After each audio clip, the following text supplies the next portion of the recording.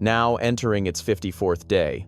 The chilling Nancy Guthrie vanishing still has her desperate family waving a massive $1 million bounty for solid leads. Watch closely. Detectives remained completely clueless about motives.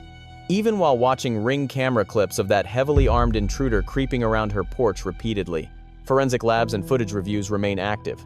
Yet one specific guy linked to Savannah stands out. This individual spent 4 whole years embedded within their household. Yet he hasn't been brought up on a single broadcast or flagged by any experts. He never even warranted a brief mention in police briefings during the 54 days of this highly publicized national manhunt. You absolutely must stick around until the very last second, because the evidence I am unpacking here isn't just some wild speculation. It stems directly from a union that Savannah personally called incredibly tragic and deeply awful. A toxic partnership that shattered her soul, taking her several grueling years to finally survive. She admitted her darkest era was splitting up with her original spouse, leaving her totally devastated. It forced her into serious soul-searching while battling intense feelings of defeat, leading me to ask not if this ex is the culprit. He almost certainly isn't. But the real issue is whether detectives narrowed their focus way too early. Could the absolute obsession with Tommaso have created a blind spot, letting us ignore figures tied to this clan long before the new son-in-law showed up? Every single manhunt establishes a perimeter. During day 1 in Tucson, the boundaries were strictly territorial. It was just the Catalina foothills, an isolated estate surrounded by quiet mountains and dry brush up north, where the victim spent over 50 years. Around day 5, the net widened, pulling in relatives alongside anyone sitting at that supper table the evening prior to her vanishing act. It looped in everyone crossing her path right before February 1st. And by day 15, that perimeter was practically set in stone. Sheriff Chris Nano faced the press pool, officially declaring to the entire nation that every relative, including partners and siblings, was completely cleared. A solid boundary was finally established, and the American public simply nodded along with it. Were you actually successful in ruling out any of her immediate relatives? Look, let me frame it this way. The entire household in question, alongside basically everyone else, has fully played ball with our team. We executed countless interrogations, ran heavy background checks, and collected genetic samples from a massive pool of individuals. Everyone complied without a fuss, allowing us to verify their alibis until we concluded something I must phrase extremely delicately. They are facing unbelievable stress and profound sorrow. So it is highly irresponsible for the public to blindly hurl baseless accusations. Their willingness to help authorities has been absolutely stellar. My goal today is questioning if that boundary, established 15 days into a 54-day saga still lacking a suspect, was placed correctly. I don't believe it was established maliciously or handled with gross incompetence. However, during 54 days of relentless media obsession, nobody questioned if their net was cast wide enough, especially considering Nancy Ellen started life around January 1942 in Kentucky. The 84-year-old had called Tucson home for over 50 years before an unknown figure approached her porch during the pitch-black hours of February 1st. She faced severe mobility limitations. She relied on daily pills and had a heart monitor actively beaming stats to her cell until 2:28 in the morning on the exact day she vanished. That was the final heartbeat logged before going entirely dark. While relatives later discovered her blood outside and the rear entrances left wide open, her pills, cash, cellular device, and vehicle were entirely abandoned indoors as she vanished. The subsequent police manhunt was absolutely massive in scope. Feds, border patrol agents, aerial cameras, canine units, 30,000 leads, and a bounty-topping $1.2 million have yielded 0 arrests, suspects, or motives. 54 days later, we still lack a crime scene. But I need you to keep one crucial detail in mind while watching this breakdown. Authorities have kept their outward narrative strictly locked onto a single target zone: the city limits, her relatives, that supper crew, the son-in-law, his musical partner, neighborhood builders, regional handymen, and immediate community ties. Yet absolutely 0 pundits have questioned the characters lurking in Savannah's past before this entire cast of suspects even met. Way before Arizona became the focal point, long before any of those dinner guests were remotely relevant to the narrative. That is the exact mystery we are tackling today. But first, let's cover the widely accepted facts. Because the main narrative pushed for 54 days isn't weak, it is actually a highly gripping angle that makes total logical sense. It carries heavy circumstantial proof and demands full comprehension before we tear it apart. Starting with Annie's spouse, Tommaso Cion. Married into the family, he suddenly became the ultimate focal point on January 31st after chauffeuring Nancy from their gathering. Watching her walk up that driveway cemented his status as the absolute final individual to lay eyes on her alive. Whenever somebody vanishes without a trace, especially a case mutating into an alleged abduction in 48 hours, that final encounter holds staggering investigative significance. Detectives naturally scrutinize that final companion heavily, which is simply standard procedure rather than bias, prompting them to impound Tommaso's vehicle immediately. Detectives dug fiercely into his past, heavily highlighting his ties within the local Tucson Italian music community. Sleuths online also fixated on a fellow musician of his who harbored quite the extensive rap sheet. Whispers spread about body art resembling syndicate symbols, fueling rumors that this associate mingled with dangerous underworld factions. Speculation mounted that Tommaso served as the unwitting or deliberate bridge connecting the Guthries to those home invaders. This narrative snowballed rapidly, quickly morphing into the primary lens through which everyone viewed the tragic event. Yet that whole perspective rests heavily upon one very solid premise: someone possessed intimate details. Ring camera video reveals a disguised intruder striding directly toward the lens with chilling, undeniable intent. Using a gloved palm to block the view, he retreated and strategically manipulated nearby bushes to blind the device entirely. Proving this was no accident, this culprit arrived fully aware of the surveillance setup, bringing a calculated strategy to dismantle it. Possessing such precise geographical awareness regarding residential security hardware heavily implies prior scouting or a tip from a close confidant. Regardless of how the intelligence was gathered, anyone privy to those home details instantly became a prime suspect. Everyone looked at the local relatives and recent dinner guests, completely ignoring a massive underlying assumption within this popular theory. People wrongly presumed the culprit's familiarity with Nancy's residence originated entirely from a local Tucson resident. They automatically suspected an active relative or an individual currently participating in the inner circle's daily routines. Suppose that premise falls completely flat, and the crucial intelligence regarding Nancy's exact relationship to Savannah leaked elsewhere. What if an understanding of their deep bonds and Savannah's massive mainstream notoriety actually stemmed from distant history? This implies the calculation of her mother's ransom value originated long before Tommaso ever entered the picture. We must look past those recent family dinners to an era before these local acquaintances even crossed paths with Savannah. Leave your current theories down in the comments if this fresh perspective completely caught you off guard today. Make sure to smash that subscribe button and tap the bell icon to track every single update on this mystery. Our channel is sticking with this saga, especially after Sheriff Chris Nanos practically exonerated the relatives 2 weeks deep on February 16th. His precise phrasing was incredibly specific. He officially absolved all siblings alongside their active partners, explicitly drawing a protective ring around the present household members only.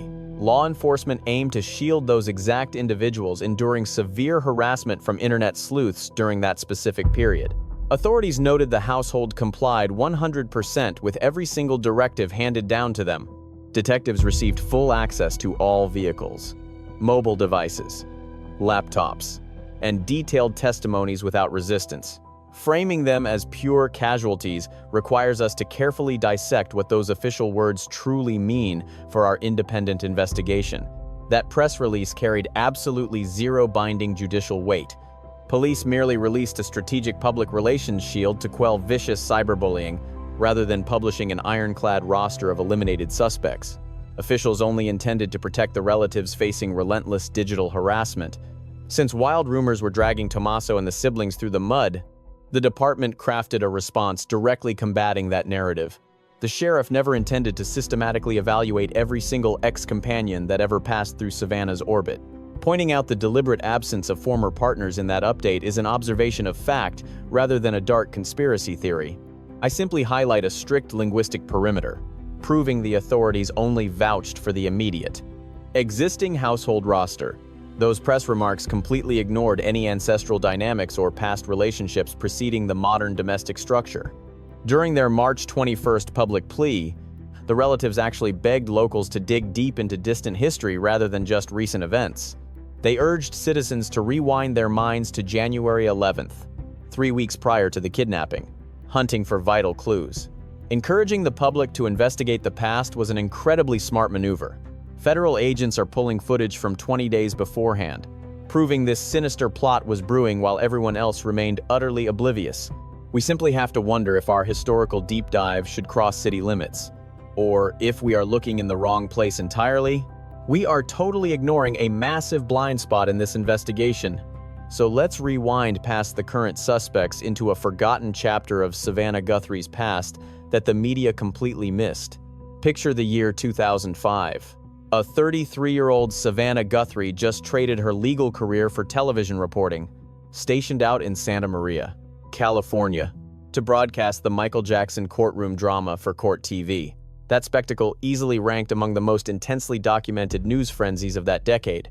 For months on end, throngs of reporters and television crews basically lived outside that California courthouse. Mark Orchard, a British reporter assigned there by the BBC, crossed paths with her, and they quickly became an inseparable couple within a matter of months. By December 2005, they officially married, which certainly isn't a minor biographical footnote. He was her original husband and her first real marriage, a partner she established a Washington, D.C. household alongside while she rapidly climbed the professional ladder, which happened way before the Today Show era, prior to Michael Feldman, and long before the famous version of Savannah that everyone recognizes nowadays. Mark Orchard boasts an incredibly impressive and extensive journalistic resume, from studying philosophy at University College London to working at ITN and the BBC. He covered the White House during George W. Bush's first term, which is a huge deal. Being the chief White House reporter for the BBC stands out as an incredibly prestigious international media position within Washington, D.C. Following his wedding, he transitioned to Al Jazeera English in 2006. Staying there right through the 2013 debut of Al Jazeera America. Starting in 2016, he became senior broadcast producer for Full Measure with Cheryl Atkinson, an investigative program based out of Washington. He tightly guards his privacy today, keeping his Instagram account strictly locked down while completely refusing to ever publicly discuss his past marriage to Savannah. For all intents, he deliberately opted to stay completely out of the public eye whenever he steps away from reporting. Prior to Savannah, he was briefly married to another journalist named Ann Blute. That prior relationship dissolved before he encountered Savannah, and he currently resides in Washington, D.C., roughly 2,300 miles from Tucson.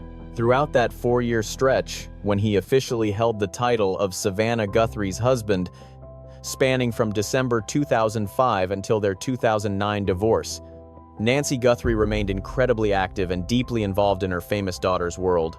Whoever was married to Savannah back then definitely would have been fully aware of Nancy's existence. He almost certainly met her in person, naturally soaking up all those little family dynamics exactly the way married couples effortlessly learn about their in-laws. He gained a solid grasp on what the Guthrie household meant to Savannah, exactly who belonged to it, and where they resided, alongside what they truly cared about. Because spending 4 years married naturally yields that insight. Instead of creepy surveillance logs, it is purely domestic familiarity, the basic intimate awareness naturally acquired by loving a partner and knowing their inner circle. We really need to unpack how Savannah described this specific union, because her very deliberate choice of words completely validates this entire line of inquiry.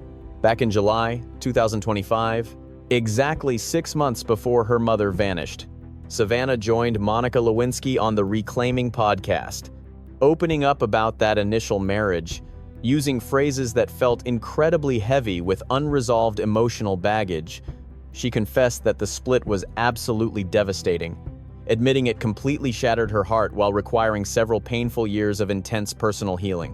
She practically stated that she absolutely hated discussing the details of her divorce.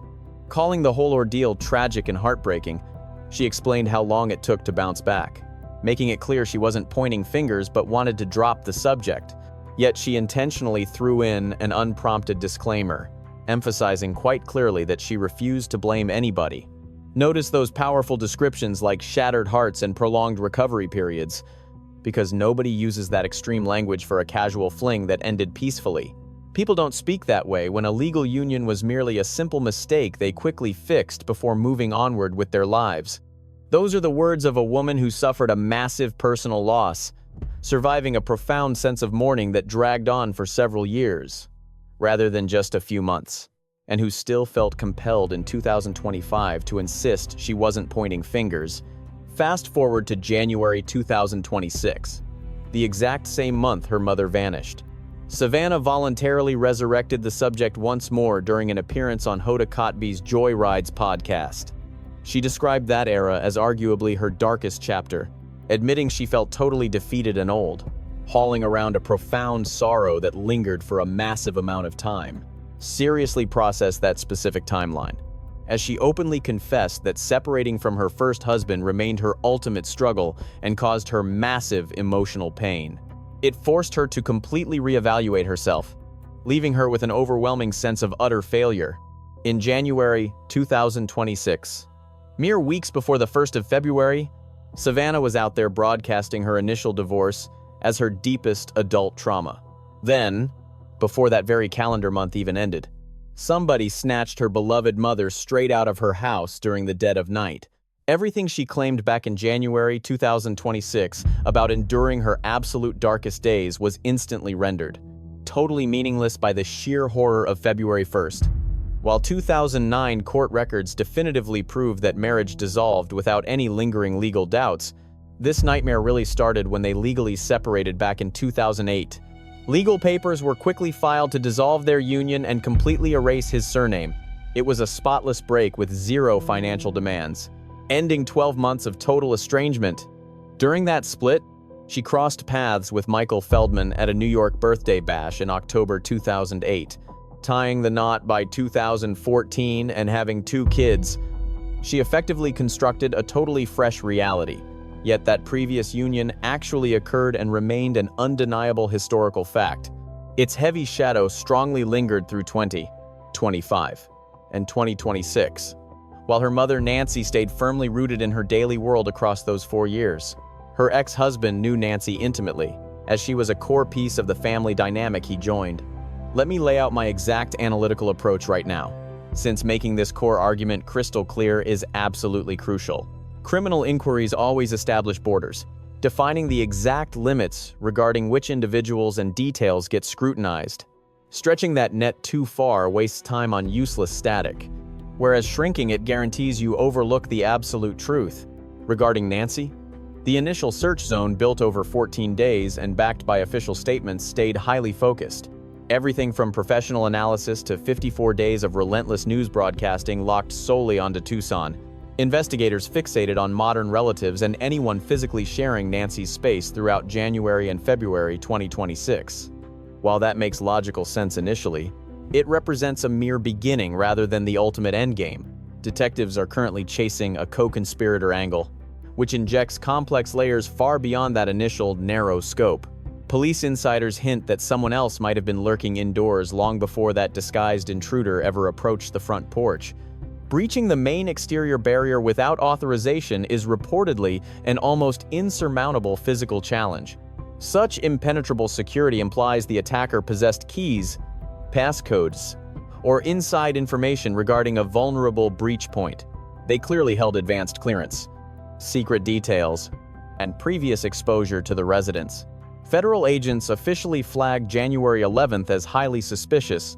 Sitting exactly 20 days prior to the kidnapping, detectives treat an empty neighboring estate as a potential hideout. While the recorded criminal clearly memorized lens placements, this whole scheme featured impeccable scheduling, massive groundwork, and the intentional destruction of vital clues. These factors highlight an extensive drafting phase launched long before her close friends sensed any danger. A conscious choice was made regarding Nancy, marking her as the ultimate prize and justifying the immense danger. Attackers harvested deep intelligence on her routines, weaknesses, and status as a famous broadcaster's mother to perfectly construct their terrifying assault. Pinpointing her like that absolutely required specific external influences to fully materialize. It demanded highly confidential, intimate details outlining exactly who she was and her true underlying worth. Consider how those kinds of private facts actually translate into real-world applications. Bypassing Nancy's modern security systems isn't necessary to recognize she represents a massive weak spot for her famous daughter. Memorizing exact surveillance camera placements is totally unnecessary if you already grasp Savannah's massive wealth and know her mother stays extremely isolated out in the desert. Such elite-level understanding regarding her daughter's exact lifestyle, comprehending her elite status and overall net worth, absolutely doesn't demand a local Arizona area code. Instead, one must have existed deeply within her personal circle to fully grasp her complex reality. Multiple extortion letters hit the press, with Savannah confirming at least 2 felt chillingly authentic, proving this exact point quite clearly.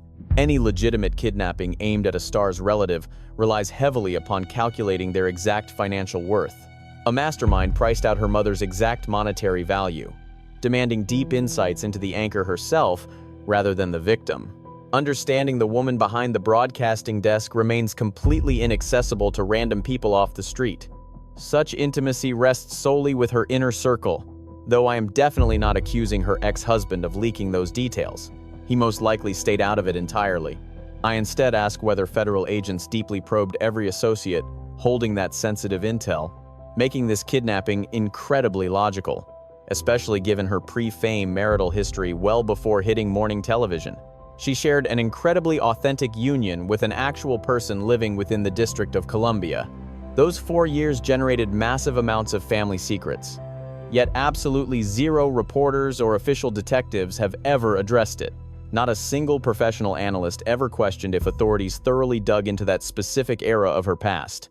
Whether you believe detectives nailed their search boundaries or completely missed the mark, drop your thoughts down in the comment section below. Fresh perspectives are absolutely crucial when a mystery gets this complicated.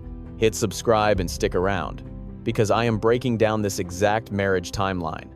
Since cold facts are the only barrier keeping a grim investigation like this from devolving into baseless internet rumors. 2005. 33-year-old Savannah Guthrie reports on Michael Jackson's trial for Court TV, meeting BBC correspondent Mark Orchard on the exact same assignment by December 2005. The couple weds in Washington, firmly rooting themselves as respected political reporters within the bustling media landscape of the nation's capital. Having previously tackled the White House beat for the BBC, Orchard certainly knows his way around the district. Rubbing elbows with prominent stateside politicians is second nature to him, and by 2006, he secures a role at Al Jazeera English. He stays in the capital while Savannah's professional trajectory completely skyrockets. She slowly builds the powerhouse broadcasting reputation that ultimately transforms her into an absolute staple of stateside morning news. By 2007, the couple is still together, grinding away at their journalism gigs, while Savannah maintains close ties with her relatives amid daily routines. Her siblings and her mother out in Tucson, the Guthrie clan has always been her rock in the public eye. But by 2008, her relationship starts falling completely apart.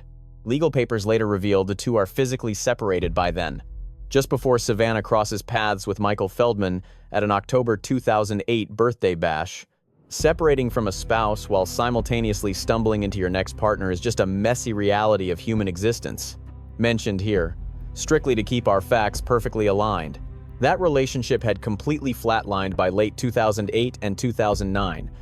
Savannah submits her separation paperwork, officially petitioning the court to ditch her married surname. With 0 kids and no spousal support, the legal union ends, leading Orchard to a full-measure producing gig in 2016. He buries himself in capital investigations, keeping his romantic history and personal affairs entirely private. Fast forward to February 1st, 2026. When Nancy vanishes from Tucson, 17 full years after that, legal split wrapped up entirely. We have nailed down a highly accurate chronology, proving those 4 years as a married couple genuinely occurred. All those intimate familial details a partner picks up over 4 years together are totally undeniable. Yet, we cannot ignore that 17 years is a massive stretch of time. just as 2,300 miles is an enormous physical gap. Furthermore, the tactical logistical data needed to orchestrate this kidnapping goes beyond outdated memories someone retains of their ex-wife's mom almost 17 years later. We need to dive into those specifics right away, as this upcoming segment is arguably the most vital piece of today's deep dive. Honestly, this specific angle is the sole reason I even tackled this topic. Considering the whole theory I just spent minutes laying out, tracking the scope, the perimeter constraints, and the 4-year marriage span, plus those bizarre communication barriers, can only be ethically justified if paired with the strongest opposing facts I could possibly dig up. Frankly, the pushback against dragging Orchard into this mess is massive, far more compelling than the actual theory implicating him, especially since zero reporters anywhere on the globe have ever officially linked him to this ongoing mystery. Absolutely nobody has touched it, from internet sleuths to sleazy local gossip rags, nor will you find a single whisper from unnamed tipsters, online forums, or even veteran detectives giving sound bites to regional broadcasts. Over 54 days of unprecedented media scrutiny regarding this stateside abduction, we have heard absolutely nothing, which is definitively not a mere coincidence. That silence stems directly from 54 relentless days of expert police work, including an elite federal squad utilizing bank histories, cellular tracking, flight logs, camera footage, and 30,000 civilian leads. If detectives wielding that kind of firepower cannot find a link to someone, that blank slate speaks volumes rather than hinting at poor journalism. The media silence essentially proves his innocence, while the sheer physical distance between them debunks the theory entirely. Residing in the capital means Orchard lacks the hands-on Tucson prep this crime demanded, like scouting locations, monitoring routines, and identifying camera blind spots, as well as precise awareness of a 14-hour gap starting from Nancy's final verified appearance. Right up to the exact moment, authorities assumed the kidnapping was successfully finished and completely hidden away. Absolutely zero of those specific tactical moves point to an East Coast mastermind relying on outdated intel from a romance that died during the Obama years. Whatever trivia Orchard retained about his former mother-in-law back then, which basically boiled down to standard loving details a guy learns over 4 years, was 17 years outdated by February 2026, predating Nancy's modern floor plan. He wouldn't know her modern alarms, her current routines, her medical shifts, or her fresh physical hurdles as an 84-year-old dealing with joint stiffness. Literally nothing from his outdated memory bank matches the exact intelligence required to pull off this terrifying stunt.